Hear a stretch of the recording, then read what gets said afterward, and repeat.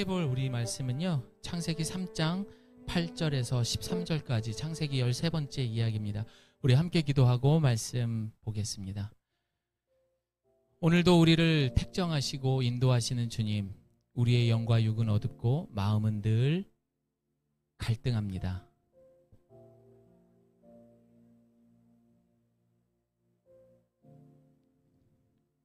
성부, 성자, 성령의 하나님, 아담의 죄에서 시작된 죄인의 삶이지만 아버지의 크신 사랑으로 죄의 사슬에서 풀어주시고 예수님과 동행하며 참 사랑을 체험하는 삶이 되게 하소서. 예수님의 이름으로 기도합니다. 아멘.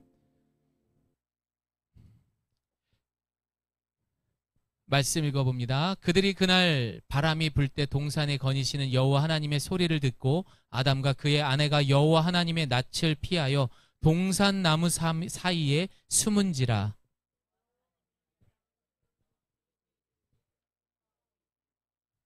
이르되 내가 동산에서 하나님의 소리를 듣고 내가 벗었으므로 두려워하여 숨었나이다.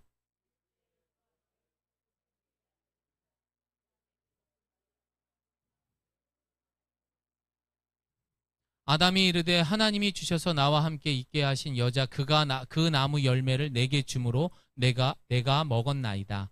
여호와 하나님이 여자에게 이르시되 내가 어찌하여 이렇게 하였느냐. 여자가 이르되 뱀이 나를 꿰므로 내가 먹었나이다. 아멘. 13번째 창세기 이야기 오늘 함께 보도록 하겠습니다. 여러분, 성경에서 죄를 생각한다면은 정말 큰 사건입니다. 그렇죠? 죄는 정말 큰 사건이에요. 그러나 이 죄가 성경의 전부다라고 말할 수 있어요, 없어요? 없죠. 그런데 또 그 죄를 해결하기 위해서 하나님께서는 너무나 큰 희생을 하셨습니다. 바로 당신의 독생자 아들 예수 그리스도를 그 죄값을 대신해서 십자가에 죽으셨기 때문에, 그렇게 생각해 본다면은 또 이 죄가 어마어마하다라는 것을 알 수가 있습니다.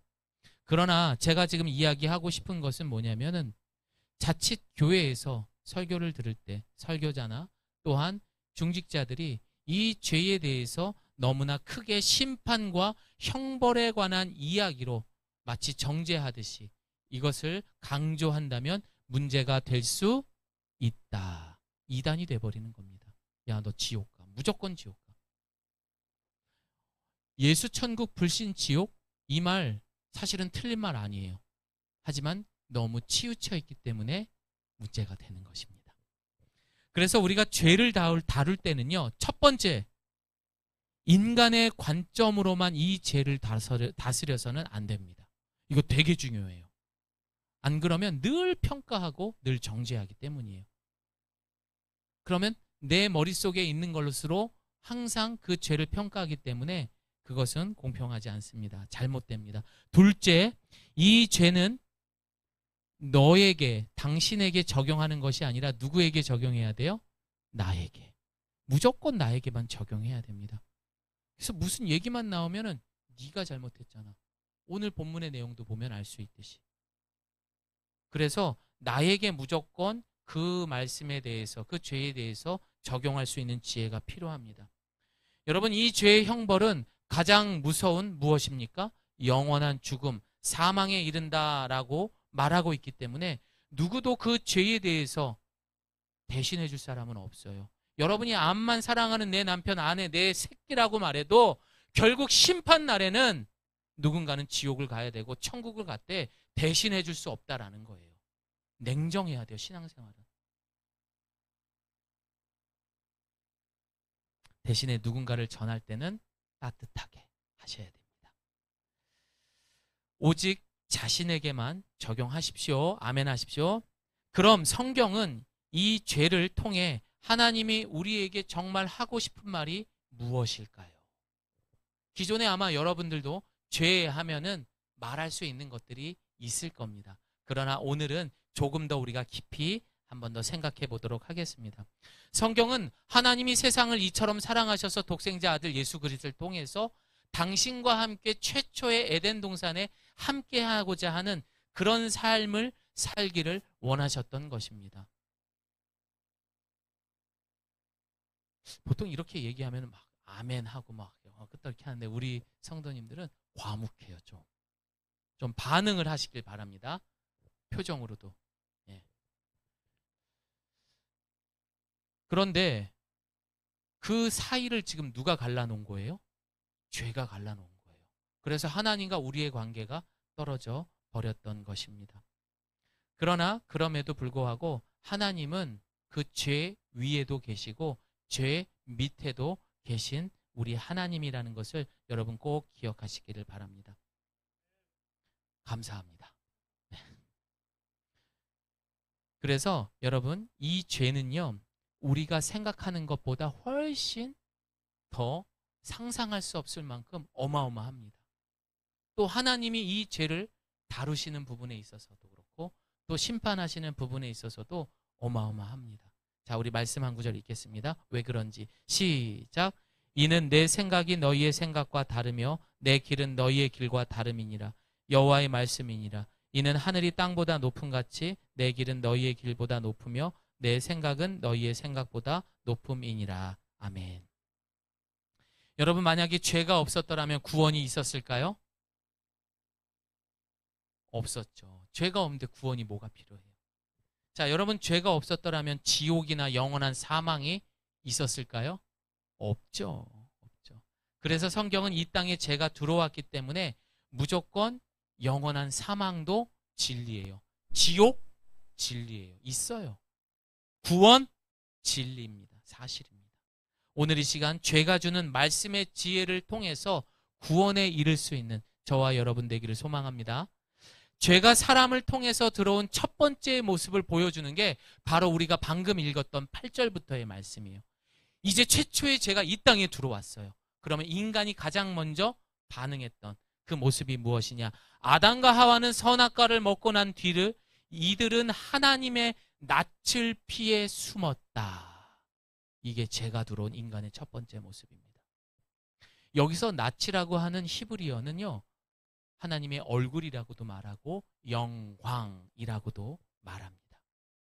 다시 설명하면 이들은 사실은 자신들만 숨어 있지 하나님은 그 모습을 다 보고 있어요, 몰라요? 다 보고도 있고 알고도 있다라는 내용입니다. 그러면 이들은 무슨 모습을 하고 어떤 모습이냐? 하나님을 이렇게 등지고 있는 모습을 생각하시면 돼요. 낯을 피했다라는 것은 나만 하나님의 등을 돌렸다라고 해석할 수가 있습니다. 옛날에 우리나라 속담에 무슨 말이 있냐면 꿩은 머리만 풀에 감춘다라는 속담이 있습니다. 들어보셨습니까? 꿩이 포수에게 쫓기면 몸 전체는 안 숨기고 머리만 감춥니다. 흔히 일부만 숨기고 전체를 숨길 줄 모르는 어리석은 행동에 비유한 속담이기도 합니다. 두 번째로 눈 가리고 아웅하다라는 말도 들어보셨죠? 이 뜻은 상대방은 우리 쪽의 사정이나 그리고 내막을 잘 알고 있음에도 불구하고 본인은 이를 속이려는 행동에 비유한 것으로 뜻한 것이에요. 얼마나 어리석은 행동이에요. 지금 이 속담이 바로 지금 아담과 하와의 모습인 것입니다. 그럼에도 불구하고 하나님은 아담을 향해서 이렇게 말합니다. 내가 어디 있느냐? 너 이놈의 새끼 너 어디 있어? 이게 아니에요, 여러분. 이 억양이 아니에요. 네가 어디 있느냐? 하나님은 성경에서 가장 경계해야 하는 이 죄에 대해서 심판만 하는 것이 아니라 하나님은 그 죄를 지은 인간을 끝까지 어떻게든 살려내려고 책임져 주시는 하나님인 줄을 믿습니다. 마태복음 9장 13절을 봅니다. 표준 세번역으로 읽어볼게요. 시작. 너희는 가서 내가 바라는 것은 자비요 희생제물이 아니다 하신 말씀이 무슨 뜻인지 배워라. 나는 의인을 부르러 온 것이 아니라 죄인을 부르러 왔다. 아멘. 여러분, 이 본문에 등장하는 세리 마태를 향해서 하나님은 죄인을 찾으러 왔다라고 말합니다. 심지어 가족들까지 이 마태를 외면했어요. 이웃들도 이 마태를 왕따시켰어요. 왜? 민족의 혈세를 뜯어먹는 세리였거든요. 아주 못돼 처먹은 인간이었거든요.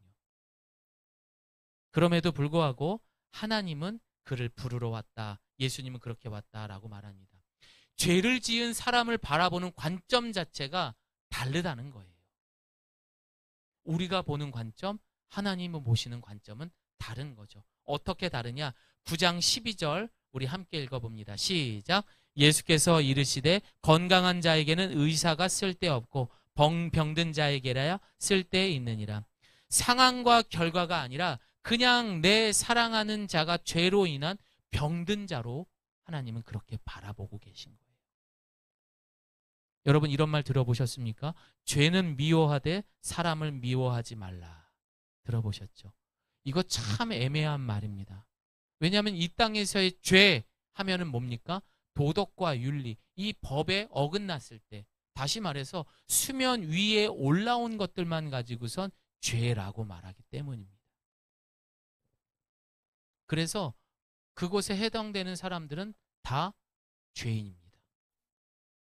하지만 성경에서는 그 수면 밑에 보이지 않는 머릿속으로 상상하고 짓는 죄도 죄라고도 말을 하죠.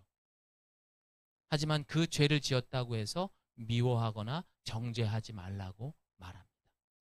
여러분 그 어떤 죄, 정말 아주 무슨 무시무시한 그런 죄를 지어도 여러분 용서받을 수 있다 없다?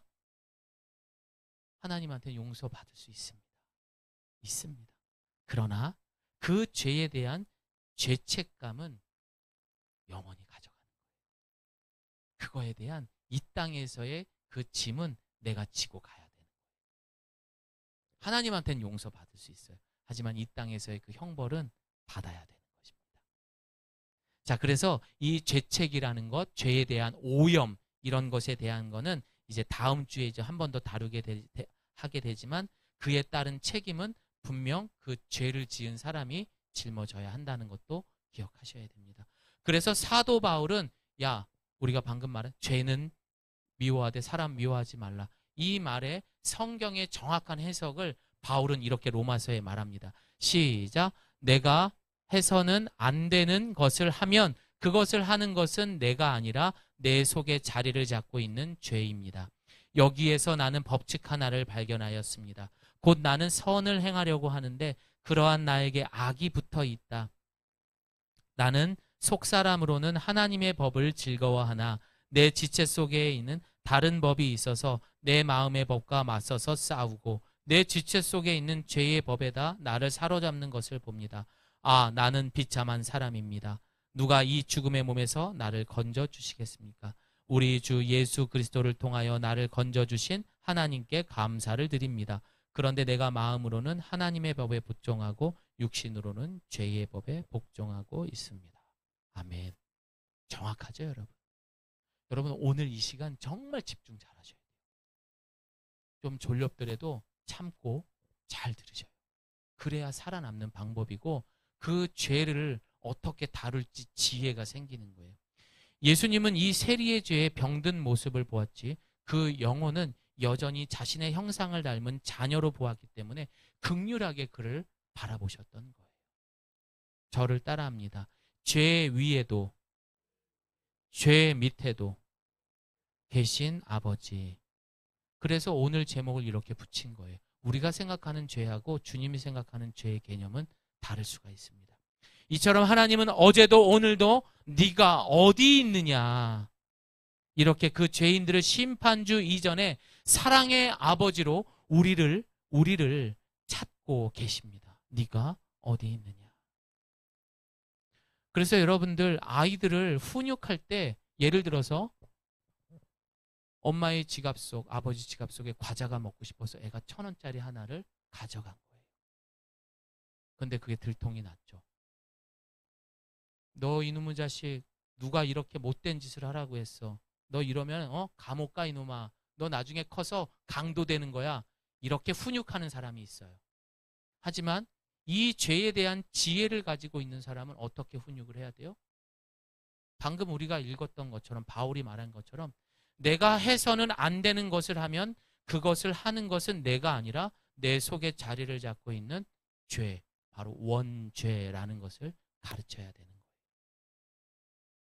원죄를 가르쳐서 애가 원죄를 깨닫고 이해하게 되면 다시는 그 강도짓을 안 합니다.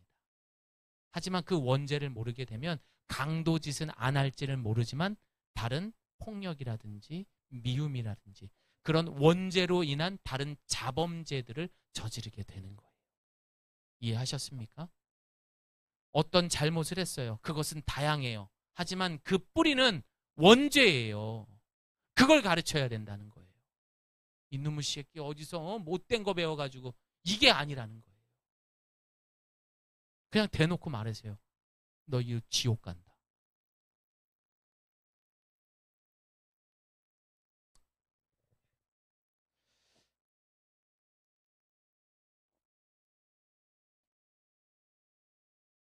도덕과 윤리적으로 짓는 죄는 엄연히 수면 위에 떠오르게 됩니다. 그래서 그거는 세상도 우리에게 심판을 줄 수가 있어요.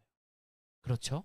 그러나 이 원죄가 갖는 우리 마음의 미움, 탐심, 그리고 가장 은밀한 음욕, 이런 마음도 결국 도덕과 윤리적으로 문제가 되지는 않아도 하나님의 낯을 피할 수 없는 우리는 죄가 되는 거예요. 이 모든 것.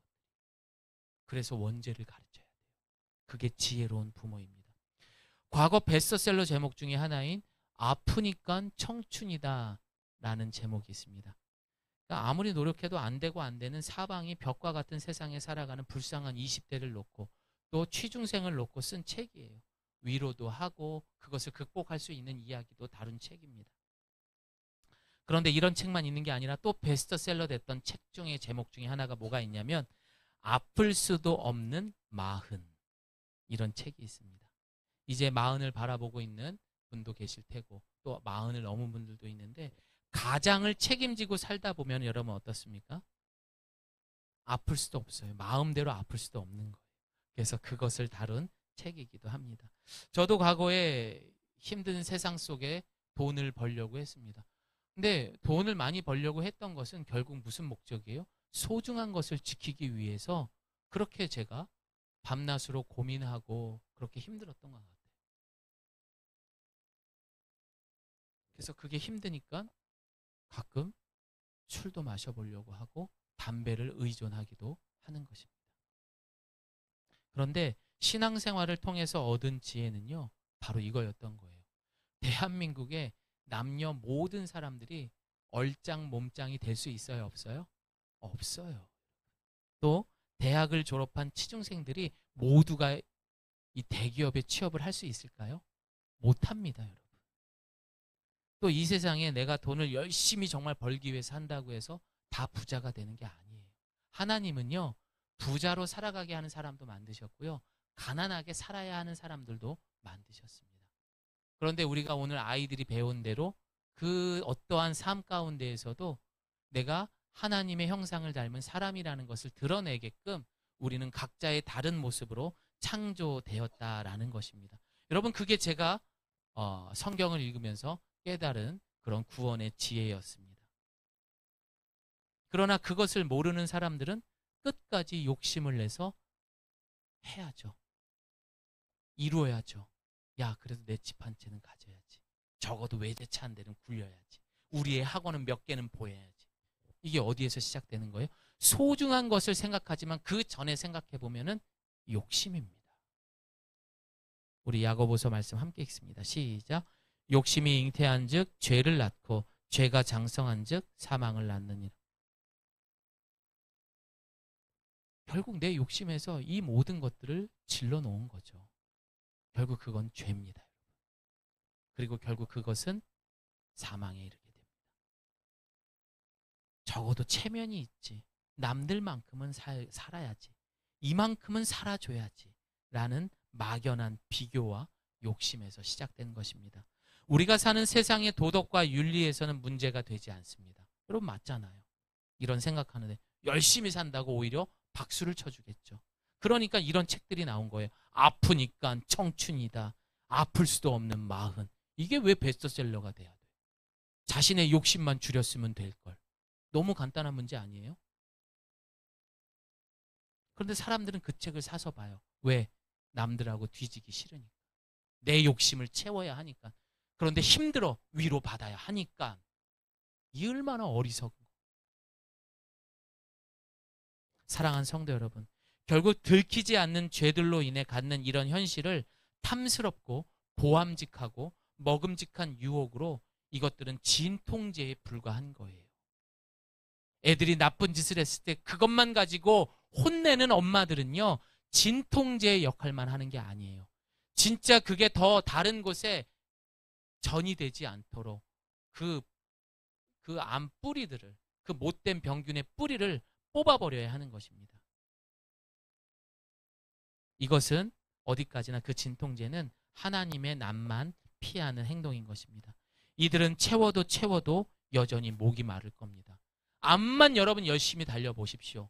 내가 50대, 60대가 되어도 똑같을 겁니다. 여전히 70대가 되어도 그 목마름에 허덕일 겁니다. 정신 바짝 차리십시오. 그리고 이들의 미래는 디스토피아. 이게 뭐예요? 절망, 두려움. 그래서 야, 사람 없는 곳에 도망가고 싶다. 조용한 곳에 살고 싶다. 이 말이 절로 나오는 거죠. 이미 지쳐 있는 겁니다. 그래도 내 안에 그 욕망을 포기 못하는 거예요. 이게 하나님의 낯을 피한 거예요. 그때 오늘 주님은 죄인은 저와 여러분에게 말씀하십니다. 그럼에도 불구하고 우리 주님은요, 이렇게 말씀하시는 거예요. 저를 따라해 봅니다. 네가 어디 있느냐. 여러분은 이 음성을 지난주에 들으셨습니까? 성경 많이 읽으셨습니까? 안 읽으면 못 듣죠. 우리 시편 말씀 함께 읽겠습니다. 시작. 주님, 주께서 나를 살같이 살펴보셨으니 나를 환히 알고 계십니다. 내가 앉아 있거나 서 있거나 주께서는 다 아십니다. 멀리서도 내 생각을 다 알고 계십니다. 내가 길을 가거나 누워 있거나 주께서는 다 살피고 계시니 내 모든 행실을 다 알고 계십니다. 내가 혀를 놀려 아무 말 하지 않아도 주께서는 내가 그 혀로 무슨 말을 할지를 미리 다 알고 계십니다. 주께서 앞뒤를 둘러싸 막아주시고 내게 주의 손을 얹어 주셨습니다. 이 깨달음이 내게는 너무 놀랍고 너무 높아서 내가 감히 측량할 수조차 없습니다. 내가 주의 영을 피해서 어디로 가며 주의 얼굴을 피해서 어디로 도망치겠습니까? 내가 하늘로 올라가더라도 주께서는 거기에 계시고 스올에다 자리를 펴더라도 주님은 거기에도 계십니다. 아멘. 그러니까 여러분들이 무슨 말을 하기 전에, 어떤 행동을 하기 전에 주님은 다 알고 있어요. 과거 교회에서 청년들, 저희 부서가 학생 수가 많았었어요. 재적 수만 200명이 넘었으니까. 1, 2, 3학년만. 그럼 한 150명 정도 하는 아이들이 예배를 드립니다. 거기에 교사가 70명 이상이 됐어요. 충분한 교사였어요. 어린 20대에서 70대까지 계셨어요. 교사분들이. 그러면 꼭 나와라. 같이 이거 하자라고 하면 빠지는 애들은 20대 애들이죠. 아, 목사님, 막 웃으면서 저 바빠요. 알바해야 돼요. 뭐 해야 돼요. 뭐 해야 돼요. 아, 그래 알았어. 그런데 그 아이들에게 늘 이야기합니다. 야, 그러지 말고 함께 하자. 이거 해야 돼. 여러분, 정말 제가 일할 사람이 없어가지고 여러분 정말 그때랑 지금 생각해보면 그때는 제가 천국에 있었던 거더라고요. 정말 말만 하면 선생님들이 알아서 다 하셨거든요. 인원수가 70명인데 교사들이. 그런데 그런 교사들한테 있음에도 불구하고 그 친구 나와서 일하라고 말하고 예배의 자리에 빠지지 말라고 하는 거, 정말 일손이 부족해서 제가 그런 얘기하는 걸까요? 아니죠, 여러분. 그 친구가 지금 어떻게 사는지를 너무나 뻔히 알고 있거든요. 그 친구들은 슬금슬금 피합니다. 웃으면서 죄송합니다. 일이 바빠요. 알바가 있어요. 전도사님, 저도 힘들고 바빠요. 자기 생각과 중심적인 생각으로 하나님과의 만남을 늘 피하는 삶을 알고 있기 때문에, 제가 그 친구의 그 상황만 보고 얘기하는 게 아니에요. 평소에 말씀 기도 안 하기 때문에 얘기하는 거예요. 그것도 안 하는데 이것도 안 하면 어떡해요? 그럼 공식 자리에서라도 나와서 좀 해봐라. 강하게 이야기하죠. 그럼 그 친구는 저 싫어하죠. 그럼 전 그래도 얘기하죠. 끝까지 전화하죠.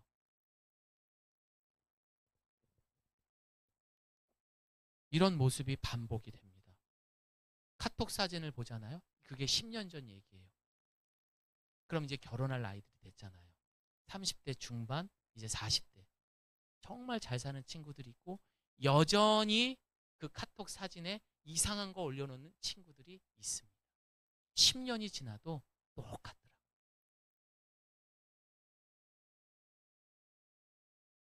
그렇다면 우리는 지금 여전히 그 생활을, 주님의 낯을 피하는 삶을 살고 있다면, 내가 60이 되었을 때, 80이 되었을 때 똑같습니다.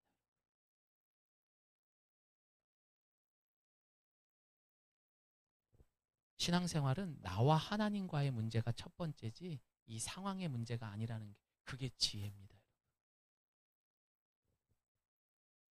그리고 이런 모습은 아까 말했던 것처럼 결국 오염됩니다. 결국 우리가 하나님과의 만남을 피하고 아무렇지 않게 살아가는 것은 자신이 만들어 놓은 도덕과 윤리, 자신이 가졌던 경험들로 인해서, 야, 이건 죄가 아닌데 내가 이거 빼먹는다 뭐가 문제돼, 이런 기준이 내 머릿속에 남아있기 때문에 당연하게 그렇게 행동을 하는 거예요. 여러분, 혹시 내가 가끔 예배를 빠져도 별일 없이 잘 지내고 기도와 말씀 하루 종일 안 보고 일주일 내내 핸드폰만 보고 살아도 별탈 없이 잘 지내고 있습니다. 그럼 이게 축복일까요? 저주일까요? 재앙이죠, 여러분. 이건. 그걸 하지도 않고도 아무런 느낌이 없다는 건 재앙이죠. 430년간의 노예 생활에 익숙했던 이스라엘 백성들은요, 더 이상 노예가 아니라고 해도 자신의 생각과 마음에 들지 않는다고 하나님을 향해 원망하고 모세를 향해 손가락질을 했었습니다. 그리고 이들은 뭐라고 말합니까? 그 벌은 못 줘요. 다시 애굽으로 돌아가자. 이야, 이건 엄청난 죄입니다. 애굽에서 살 때 이들은 매일매일 애굽의 눈치를 보며 고된 노역이 있었습니다. 어떻게든 내 가족들과 좀 편안한 삶, 눈치 없이 애들을 키우고 싶어서 하나님 앞에 기도했던 거예요. 하나님, 제발 우리 이 포로 생활에서 벗어나 주십시오. 그런데도 그런 대로 살았어요. 그런 노예 생활을 하면서도. 별탈 없이 430년, 4대에 걸쳐서 그런 힘든 삶을 살았죠. 그렇다면 이들은 축복의 삶입니까? 지금 재앙의 삶을 살고 있습니까? 저주의 삶을 살고 있는 거죠. 그래서 하나님은 내가 어디 있느냐 뿐만 아니라 하나님은 그들을 찾으시고 그들의 말씀에 응답하셨습니다. 그리고 출애굽기 3장 7절 제가 읽어드리겠습니다. 여호와께서 이르시되 내가 애굽에 있는 내 백성의 고통을 분명히 보고 그들이 그들의 감독자로 말미암아 부르짖음을 듣고 그 근심을 알고 내가 내려가서 그들을 애굽인의 손에서 건져내고 그들을 그 땅에서 인도하여 아름답고 광대한 땅, 젖과 끓이 흐르는 땅, 곧 가나안 족속, 헷 족속, 아모리 족속, 브리스 족속, 히위 족속, 여부스 족속의 지방에 데려가려 하노라. 하나님은 그 노예 생활을 정리해 주셨던 거예요. 그러나 이들은 불만을 갖고 그 하나님이 베풀어 주신 은혜를 기억 못하고 여전히 과거에 익숙한 삶을 살아가고 있었던 것입니다. 사랑하는 성도 여러분, 하나님은 사랑이십니다. 그 사랑은 창조 이후 지금 2023년 지금까지 변함없이 우리의 모든 것을 아시며 우리가 하나님을 피해서 경건 생활을 안 해도 주님은 여러분을 기다리고 또 기다리며 여러분이 용기 내어서 그 낯을 만나기를 하나님은 간절히 소망하고 계십니다. 엄청나게 기다리고 계세요. 그건 왜 그러냐? 성경에 적혀 있습니다. 이사야서 49장 15절 함께 읽습니다. 어머니가 어찌 제 젖먹이를 잊겠으며 제 태에서 낳은 아들을 어찌 긍휼히 여기지 않겠느냐. 비록 어머니가 자식을 잊는다 하여도 나는 절대로 너를 잊지 않겠다. 여기 엄마 돼봐서 다 알잖아요. 아빠 돼봐서 알잖아요. 얼마나 내 새끼들을 아끼고 사랑하는지. 근데 하나님은 근데 요즘에 봐봐요. 자식 버리는 부모 있잖아요. 살해도 하잖아요. 그게 죄가 주는 거거든요. 원죄에서 시작한 거. 근데 하나님은 여러분 어머니가 자식을 잊는다 해도 나는 절대로 너를 잊지 않겠다 라는 것입니다. 지난주 이 모양 저 모양으로 하나님의 낯을 피해 숨어 있었던 당신은 어디에 있었습니까? 왜 성경 읽지 않습니까?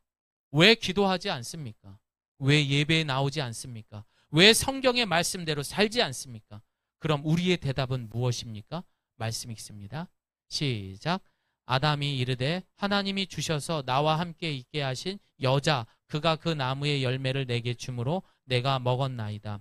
여호와 하나님이 여자에게 이르시되 내가 어찌하여 이렇게 하였느냐. 여자가 이르되 뱀이 나를 꿰므로 내가 먹었나이다. 결국 우리는 핑계를 대고 변명을 합니다. 왜 성경 안 읽으세요? 왜 이거 예배에 빠지면 안 돼요? 그래도 어떻게든 해보셔야죠. 변명하죠. 아유, 일이 바빠서요. 가족을 돌보느라. 그럼 가족이 많고 일이 많은 사람은 절대 천국에 갈 수 없겠네요. 여러분, 주일날 빠질 수 있습니다. 정말 그래요. 왜냐하면 예수님도요, 율법에서 하지 말라고 했던 것들을 성경에서 보면 그걸 어기고 하셨어요. 그래서 바리새인들이 그걸 가지고 예수님을 모함했었거든요. 그러나 예수님은 평소에도 그렇게 안 지키고 막 그러고 사셨던 분입니까? 아니죠. 기준 자체가 다른 거죠. 평소에도 안 하시면서 이것까지 안 하면 어떻게 됩니까, 여러분? 그리고도 우리가 어떻게 구원받았다고 말하고 어떻게 내가 그리스도인이라 말할 수 있겠습니까? 늘 이야기하지만 가장 중요한 것을 잊고 가장 급한 것을 위한 내 욕심과 만족을 위한 삶을 살았던 것입니다. 아니면 지금 마귀에게 지배받고 있는 거예요. 여러분, 죄 짓고 살아가는 삶은 무겁습니다. 그럼에도 우리는 반복된 죄를 짓고 살아갑니다. 10년 전이나 20년 전이나 지금 여러분의 삶을 보세요. 지금 어떻게 살고 있어요? 늘 쫓기고 살잖아요. 늘 미래에 대한 두려움 속에 살잖아요. 그게 왜인 줄 아세요? 죄 때문이에요. 반복되는 죄. 자, 말씀 읽겠습니다. 잠언 시작. 개가 그 토한 것을 도로 먹는 것 같이 미련한 자는 그 미련한 것을 거듭 행하느니라. 반복된 죄를 짓는 것은 내가 토해놓은 걸 또 주워 먹는 거랑 똑같습니다. 그래서 이런 죄가 주는 마음이 무엇입니까? 두려움입니다. 10절의 말씀처럼 이르되 내가 동산에서 하나님의 소리를 듣고 내가 벗었으므로 두려워하여 숨었나이다. 여러분, 죄가 주는 첫 번째 마음은 두려움. 먼저 죄와 하나님은 결코 만날 수가 없습니다. 그래서 성경은 디모데후서 1장 7절 말씀 뭐라고 말합니까? 시작. 하나님이 우리에게 주신 것은 두려워하는 마음이 아니요 오직 능력과. 바울의 제자였던 이 디모데는 이제 에베소 교회의 후임자였어요. 그런데 바울은 디모데를 에베소 교회에 남기고 다른 지역으로 이제 선교를 가게 된 것입니다. 디모데도 사람인지라 두려울 수밖에 없었습니다. 야, 내가 이거 어떻게 하지? 그러나 그때마다 기도했겠죠. 말씀 받겠죠. 그럼 좀 위로가 됩니다. 하지만 여전히 그도 연약한 인간이기 때문에 두려웠던 것입니다. 현실을 보면 두려울 수밖에 없고 무서울 수밖에 없어요. 그게 인간이에요, 여러분. 당연한 거예요. 그런데 차이가 뭐가 있냐? 그것을 극복하는 사람이 있고 여전히 10년 전이나 지금이나 그 두려움에 살고 있는 사람들이 있어요. 그럼 마귀의 지배를 받는 거죠. 그런데 이 디모데에게 어느 날 소식이 들려옵니다. 야, 지금 너의 스승 바울이 감옥에 갇혀버렸대. 또 두려워지기 시작합니다. 야, 이제 바울 선생까지 갇혔으니 그 후임자라고 말하는 나도 이제 얼마 안 있으면은 감옥에 갇히겠구나. 일어나지도 않은 일에 대해서 미리 두려움을 갖는 거죠. 이게 또 우리의 모습과 다르지 않습니까? 똑같잖아요. 우리도 일어나지 않는 일에 대해서 먼저 두려워하잖아요. 심지어 디모데는 나이가 젊은 목회자였고 목회 경력도 짧았고 성격까지 소심했었고 또 이 성격이 별로 안 좋고 소심한 사람이 자주 갖는 병이 뭐가 있죠? 내장기관에 어디가 안 좋아지죠? 위가 안 좋았잖아요. 위. 네. 제가 위가 안 좋아요. 디모데도 이 위장병으로 계속 고생해서 몸과 마음이 많이 위축된 상황이었습니다. 그런데 2000년 전에 그랬던 그런 에베소 교회를 큰 교회를 이끌어가야 했던 디모데도 그랬는데 오죽하겠습니까, 우리는. 사람은 내가 당장 죽지 않아도 늙어가고 병들고 현실 속에 살아가다 보면 자연스럽게 두려움에 쌓이게 됩니다. 야, 이거 이렇게 내가 하지 않으면 이 사람이 이렇게 할 수도 있고 이런 일이 벌어질 수 있을 텐데 대리 겁먹고 아예 차단을 해버리는 거죠.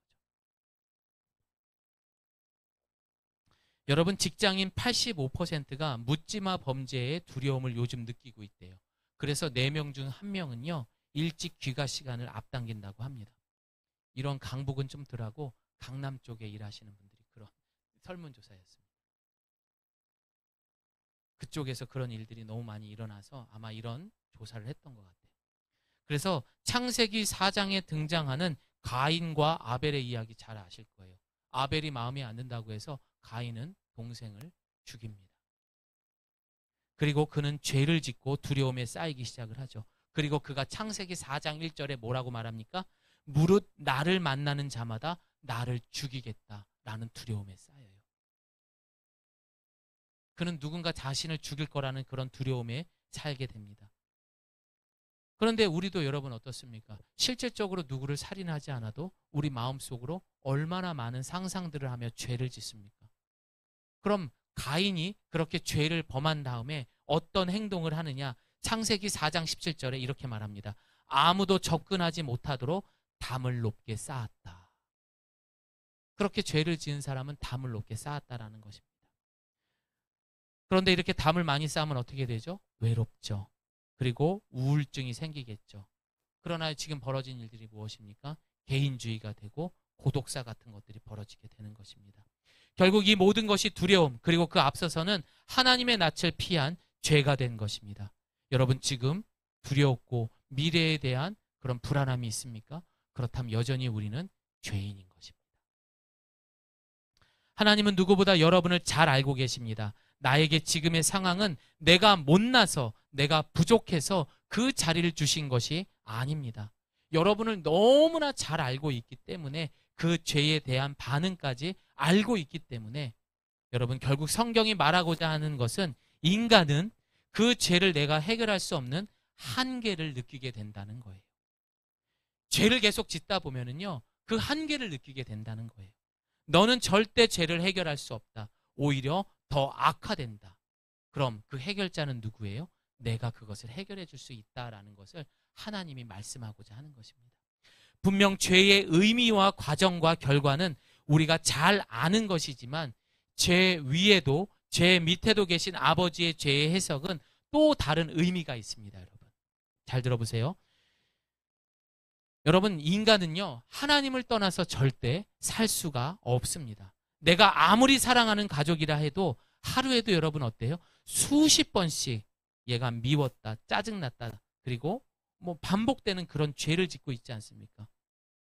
죄 안 짓고 살 수 없는 게 저와 여러분의 현실의 모습이에요. 그리고 그 죄로부터 시작된 것이 온갖 더럽고 추잡한 상황들이 나의 모습, 인간들의 모습에 정말 정이 뚝뚝 떨어지고 실증 날 만큼 한계를 경험하게 해요. 내가 죄악된 세상 속에 살아갈 때마다 느끼는 감정들이 이런 거라고요. 그렇잖아요. 김자 집사님, 실증 나고 짜증 나잖아요. 그렇죠? 사람들 볼 때마다 힘들잖아요. 저 인간들 안 보고 어떻게 살 수 없나. 정내미가 뚝뚝 떨어질 때가 있습니다. 한계를 경험하게 한다는 거죠. 그 죄를 통해서. 제가 김잔 집사님 얘기한 게 그런 말씀들을 가끔 하셔가지고 생각이 나서 그랬습니다. 저도 그래요. 어쩔 때는 사람 만나기 싫어요. 그래서 단 하루라도 우리가 느끼는 이 수백 수천 가지의 두려움과 변명, 합리화 속에 가장 순결하고 거룩한, 즉 세상과 다른 하나님과의 그런 사람답게, 인간답게 살기 위함이라는 거죠.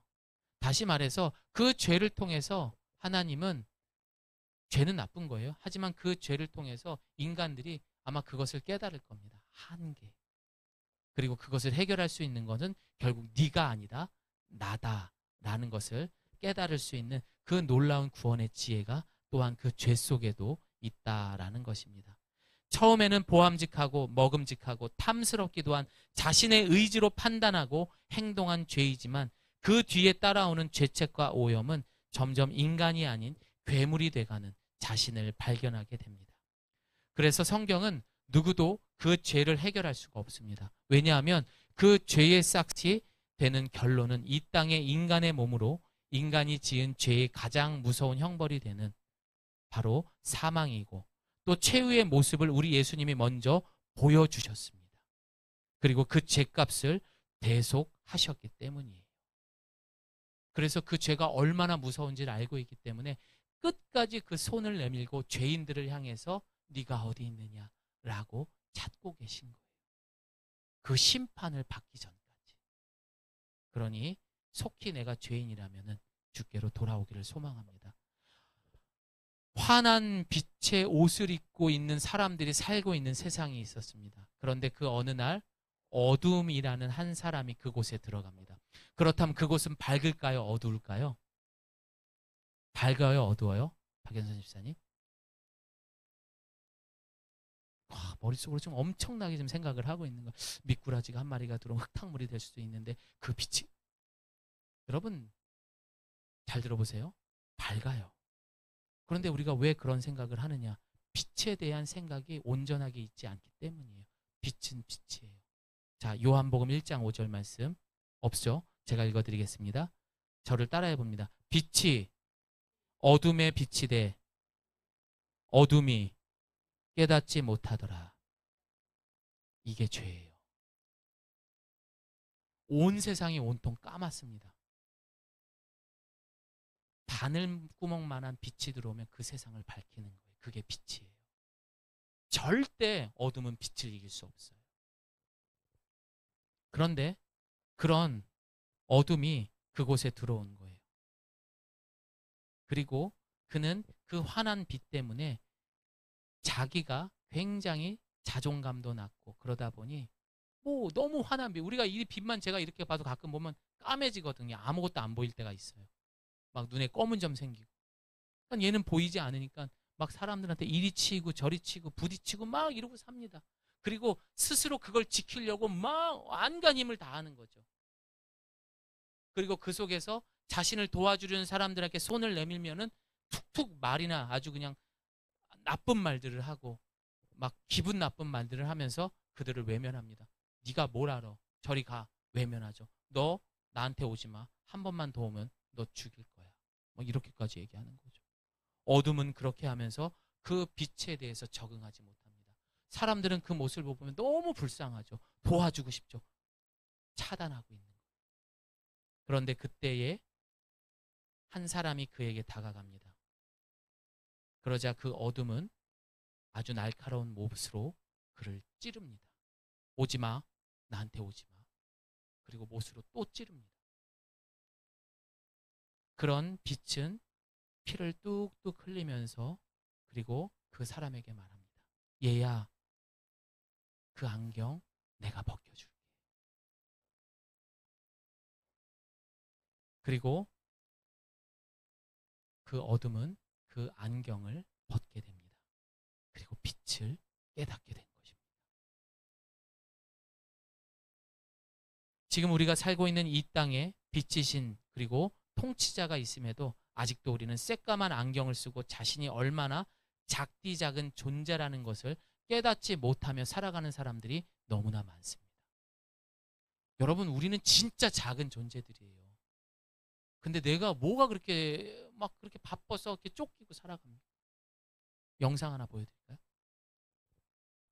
우리는 모두 우주라는 공간 속에서 지구라는 행성에 살고 있습니다. 그런데 우주의 엄청난 크기와 비교했을 때 이 지구가 얼마나 작은지 알고 있나요? 일단 우리 지구와 가장 가까운 천체인 달을 봅니다. 가장 가깝다고 하는 달까지도 현실적으로는 그리 가깝지 않습니다. 38만 킬로미터나 떨어져 있는데요. 만약 지구에서 달까지 자동차로 달릴 수 있다면 시속 100km로 운전해서 160일이나 소요되는 거리입니다. 우리가 극한의 속도를 표현할 때 빛의 속도라는 극적인 표현을 자주 쓰는데요. 빛은 1초 만에 지구를 7바퀴 반이나 돌 수 있을 정도로 상상을 초월하는 속력을 가지고 있죠. 만약 자동차 속도 시속 100km로 지구에서 태양까지 달릴 수 있다면 170년이나 걸리는데요. 이렇게 아득한 거리를 빛은 겨우 8분 19초 만에 주파해버립니다. 빛이 출발해서 1년 동안에 진행할 수 있는 거리를 1광년이라고 합니다. 그렇다면 이 엄청난 속도의 빛이 1년 동안에 진행할 수 있는 거리는 얼마나 될까요? 9조 4608억 킬로미터입니다. 1광년만 해도 감히 인간이 상상할 수조차 없는 거리입니다. 이제 달보다 조금 더 멀리 있는 행성들을 봅니다. 태양 둘레를 공전하고 있는 행성들 중에 지구보다 바깥에서 돌고 있는 행성들은 화성, 목성, 토성, 천왕성, 해왕성 이렇게 있습니다. 태양계 행성 중에 가장 바깥에 있는 해왕성, 우리 지구의 궤도에서 해왕성의 궤도까지 거리는 44억 킬로미터나 됩니다. 빛의 속도로 달려도 4시간이 걸리는 거리입니다. 자동차 속도 시속 100km로 달린다면 5,000년이 걸립니다. 이제 해왕성의 궤도를 벗어나서 약 75억 킬로미터까지의 영역을 카이퍼 벨트라고 하는데요. 이 영역에는 작은 여러 개의 소행성들이 있습니다. 빛의 속도로 7시간, 자동차 속도 시속 100km로 8,500년 걸리는 거리입니다. 여기서 더 나아가 180억 킬로미터까지의 영역을 태양권 계면이라 부르고 빛의 속도로 16시간이 걸리는 거리입니다. 이 영역을 벗어나면 태양계를 거대하게 감싸고 있는 오르트 구름이라는 광활한 영역이 펼쳐지는데 빛의 속도로 1년을 진행하는 거리, 즉 1광년 정도까지의 영역입니다. 우리 지구에서 밤하늘을 보면 별들이 모래 알갱이들처럼 셀 수도 없이 많습니다. 사실 태양도 별입니다. 밤하늘에 반짝반짝하며 보이는 별들은 대부분 태양처럼 스스로 빛을 내는 천체들입니다. 태양이 크고 밝게 보이는 이유는 단지 상대적으로 가까이 있기 때문입니다. 밤하늘에서 스스로 빛을 내는 별들 중에 우리에게서 가장 가까운 별은 프록시마 센타우리입니다. 이 별은 아까 설명한 오르트구름 영역도 벗어나서 빛의 속도로 약 4년이 걸리는 거리에 있습니다. 이 프록시마 센타우리에서 출발한 빛이 지구에까지 도달하는 시간이 4년 정도 걸리는 겁니다. 우주에서 가장 가까운 별인데 시야를 좀 더 넓혀가 보면 우리가 상상할 수 있는 것보다 그래서 이 천문학자들이 이런 것들을 연구하다가 자살하는 사람들이 많대요. 왜 그러냐? 자기가 그렇게 작은 존재인지 아무것도 아니라는 것을 많이 경험하다 보면은 너무 무해지고 허무해진다고 하더라고요. 우리가 이런 존재입니다. 이 지구라는 곳에, 그것도 대한민국의 남한이라는 곳에, 그것도 이 은평구에, 고양동에, 그곳에 있으면서 왜 그렇게 치열하게, 그렇게 복잡하게, 그런데 그런 우리를 향해서 지금 보셨던 이 어마어마한 우주를 창조하신 그분이 우리를 자녀라 말하고 우리에게 늘 말씀하시는 거예요. 네가 어디 있느냐. 그런데 우리는 끝까지 별것도 아닌 그런 우리가 자존심 세워가면서 매일같이 10년 전이나 20년 전이나 앞으로 30년, 40년 후에도 똑같이 그렇게 살아가고 있다면 이 얼마나 하나님 마음이 아프실까요? 이 우주 속에 우리가 창조의 낯을 피해 이런저런 핑계를 대며 천년 만년 살아갈 것 같습니까? 여러분 길어야 100살입니다. 여러분 계속 그렇게 사실 거예요? 이젠 달라져야죠. 내가 지금 이 세상을 향해 지금의 상황을 통해 두려운 마음이 든다면, 여러분 한계를 느낀다면 나는 지금 죄라는 도구를 통해 여러분이 얼마나 연약하고 어리석고 무엇보다 하나님이 없이 살 수 없는 피조물인지를 정확히 말해주고 있는 거예요. 그거 여러분 스스로 해결하려고 하지 마십시오. 주님께 맡기십시오. 수고하고 무거운 짐진 자들아 내게로 오라. 세상이 줄 수 없는 평안함, 세상이 가르쳐주지 않는 그 길로 우리를 인도해 주실 줄을 믿습니다. 이제 말씀을 마무리하겠습니다. 죄는 하나님을 등진 상태를 죄라고 말하는 거예요. 하나님이 보지 않은 상태에서 어떻게 돼요? 그럼 내 생각대로밖에 살아갈 수밖에 없는 거예요. 그리고 어떻게 해요? 그 등진 상태에서 잘 보고 있는 상황에서 내가 살아왔던 지식 이렇게 붙였다고 해봅시다. 이러고 사는 거예요. 그리고 내가 살아오면서 경험했던 거, 그걸 지금 내 눈에다가 이렇게 붙인 거예요. 원래는 잘 보였는데 내가 살아오면서 느꼈던 슬픔, 아픔, 고난 이런 걸 이렇게 붙이는 거죠. 그리고 유행하는 거, 이것도 따라해, 비교하는 거 막 붙여대는 거죠. 이게 이렇게 해서는 바른 길로 갈 수가 없어요. 바른 길, 목적 찾을 수 없어요. 그럼 어떻게 해요? 이리도 부딪혀보고 저리도 부딪히고, 아, 이쪽이 맞구나. 가다가 또 부딪히고 또 부딪히고. 그런데 그 예수님이 빛으로 이 땅에 오셔서 이걸 이렇게 떼어줘. 이제 보이니?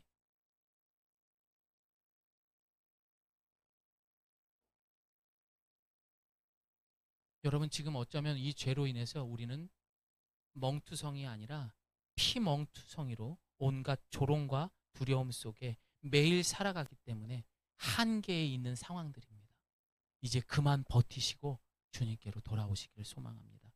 반면 내가 불의한 사고를 당해 장애를 가져도, 내가 질병 속에 고통이 있어도, 내가 돈이 없어 가난해도 하나님의 낫, 그 영광의 빛이 우리에게 임하게 된다면은, 그 죄가 해결이 된다면은 그 어떤 상황과 모습이라도 이 세상에 비추는 빛으로 살아가는 하나님의 자녀가 될 줄을 믿습니다.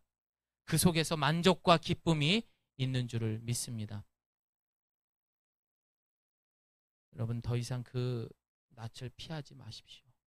그리고 그 십자가의 흘린 보혈의 능력으로 주님과 함께, 그리고 주님과 함께 부활의 인생을 살아갈 수 있는 저와 여러분 되시기를 예수님의 이름으로 소망합니다. 우리 시간에 함께 기도하겠습니다. 이제 성찬식을 할 거예요. 성찬식을 하기 전에 참 나를 잘 잡은 것 같아요. 우리가 생각했던 죄는 기껏해야 그렇잖아요. 말 안 해도 알잖아. 하지만 그 죄를 통해서 하나님이 이토록 우리를 사랑하는지 여러분 오늘 배웠잖아요. 그럼 이제 우리 그렇게 살지 않도록 해달라고 오늘 주님 흘리신 그 안경에 묻은 내 경험, 지식, 때들을 다 벗겨주신 그 살과 피를 먹음으로 새롭게 되기를 소망합니다. 내가 그렇게 해주세요. 그런 삶 살게 해주세요. 우리 결단하며 기도하겠습니다. 함께 기도합니다.